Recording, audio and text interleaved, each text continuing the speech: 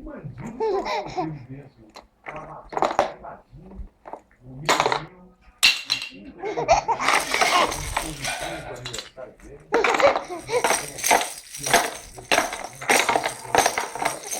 Mas ela tá certa.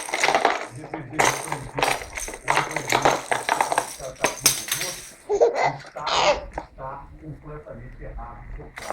De uma forma geral. Não pode ter conversação para bandido de alta periculosidade. Não pode ter conversação de pena para cara que não tenha um exame criminológico.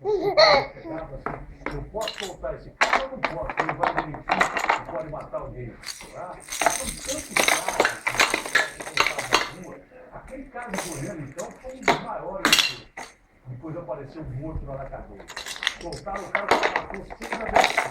Quando começou a pintar a possibilidade do Estado do mundo, apareceu morto na cadeia. O Estado não tinha liberado o cara. Ele liberou o liberado e violou 20 mulheres.